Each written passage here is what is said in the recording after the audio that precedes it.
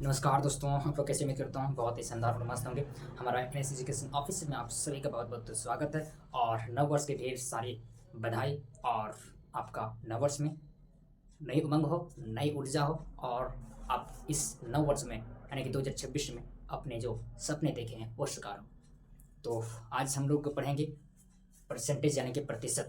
तो प्रतिशत में बहुत ही अच्छा चैप्टर है मैथ का, क्योंकि प्रतिशत से बहुत सारे क्वेश्चन बन जाते हैं। और प्रतिशत को समझने से पहले सबसे पहले जो प्रतिशत का मान होता है उसको हमें सबसे पहले ध्यान रखना होगा, याद रखना होगा। अगर प्रतिशत का भिन्न मान अगर हम याद रख पाते हैं तो निश्चित तौर से हर सवाल का जो सॉल्यूशन है बहुत ही शानदार तरीके से होगा। तो वीडियो को फिल्म ना करते हुए हम सीधे चलते हैं क्वेश्चन पे। प्रतिशत, तो प्रतिशत का मतलब होता है परसेंटेज।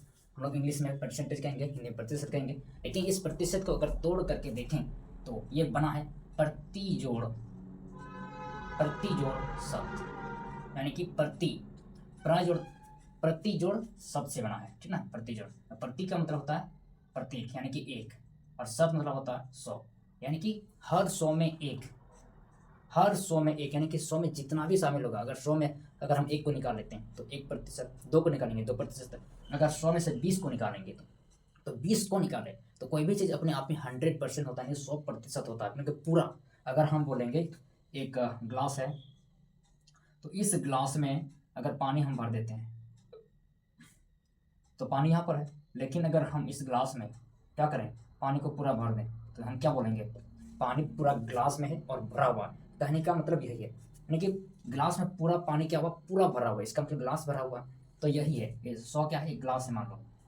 तो 100 मतलब पूरा भरा हुआ। अगर उसमें से कुछ क्या करेंगे, निकाल देंगे, तो अगर हम पानी को गिरा देंगे तो क्या हो जाएगा, कुछ खाली हो जाएगा। तो यही हो गया 100 में से कुछ निकलना। तो जो निकल जाता है तो उसी को, जो निकल जाता है उसको उस प्रतिशत से बोलते हैं कि 2 निकाल के 2%। तो वो 2% का मान कितना होगा आप यहाँ पर देखते हैं। अगर हम 100% बोलते हैं तो 100% को भिन्न में कैसे लिखेंगे, तो भिन्न का मतलब होता है, भिन्न का मतलब होता है भाग। क्या होता है, भाग, या तो फिर होता है बट्टा, या तो फिर होता है रेशियो यानी कि अनुपात। आपको ये भिन्न का मतलब क्या हो गया, आपका भाग हो गया, बट्टा मतलब ये वाला हो गया, अनुपात मतलब रेशियो हो गया। तो भिन्न का अगर अन्य नाम देखें तो 4 नाम है, लेकिन हम भिन्न को समझ नहीं पाते हैं। अनुपात भी भिन्न को बोल सकते हैं, बट्टा को भी भिन्न बोल सकते हैं। अब यहाँ पर उसको समझते हैं, इसके 100% लिखा हुआ। तो 100% को लिखने का नियम कैसा हो सकता है, तो हम लिख सकते हैं 100/100, या इसको लिख सकते हैं 100 बट्टा, और ये प्रतिशत है ना, इस प्रतिशत को 1/100 लिख सकते हैं। अगर हम इसको काटेंगे तो यहाँ से 100 से पूरा डिवाइड हो जाएगा, भाग हो जाएगा, तो क्या निकलेगा, 1 निकलेगा। अगर यहाँ से भी उसी को करते हैं तो 100 से 100 कट गया तो क्या हो जाए, 1। तो क्या हो जाता है, भिन्न में प्रतिशत 100% का मान क्या होता है, मान 1 हो जाता है। तो 1 बराबर, अगर उल्टी अगर चलेंगे तो क्या हो जाएगा, 1 का मान क्या हो जाएगा, यानी कि 1/1, कहने का मतलब पूरा 1। तो 1 का मान क्या हो जाएगा, 100%। अगर इसको 100% को आधा करते हैं तो 100 आधा करेंगे तो क्या हो जाएगा, 50 हो जाएगा।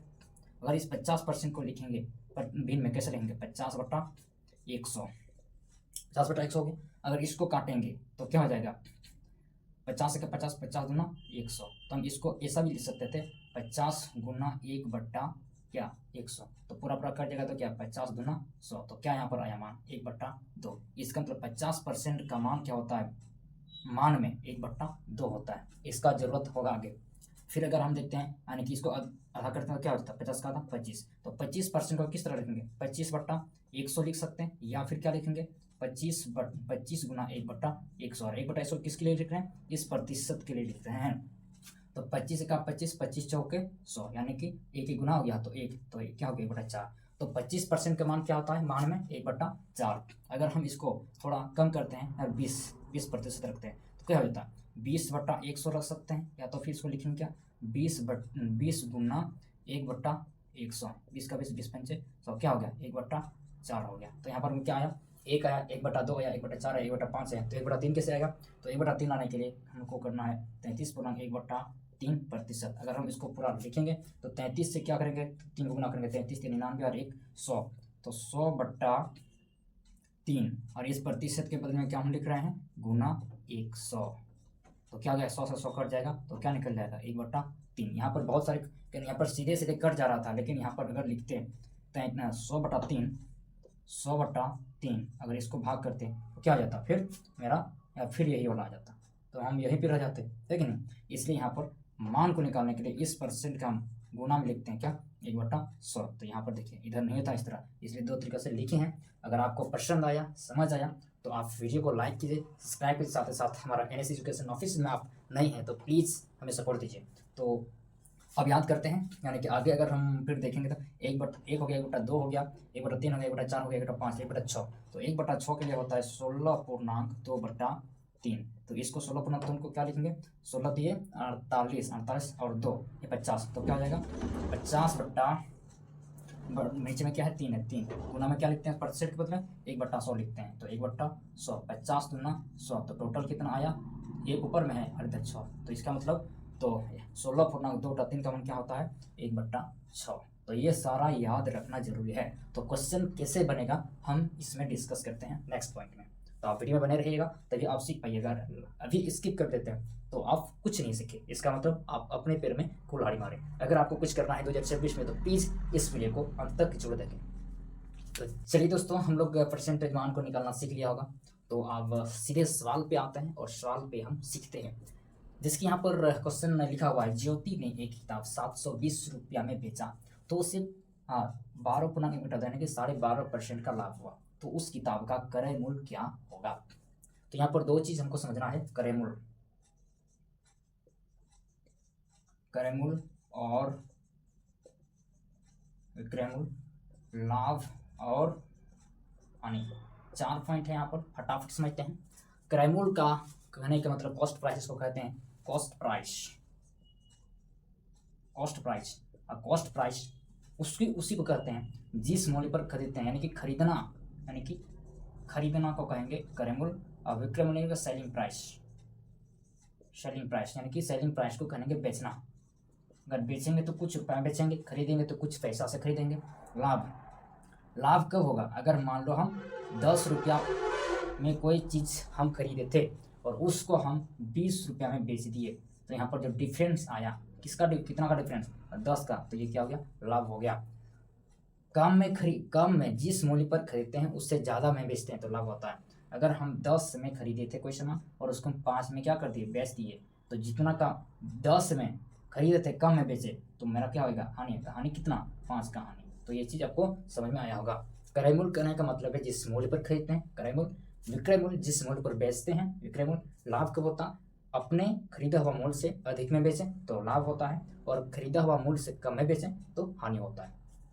तो यहाँ पर बोला गया है क्या, ज्योति ने एक किताब 720 रुपये बेचा तो उसे 12.5% का लाभ हुआ। तो लाभ हुआ तो हम सीधे लाभ प्रतिशत वाला से काम करेंगे। तो यहाँ पर क्या है, प्रॉफिट है कितना, 12.5%।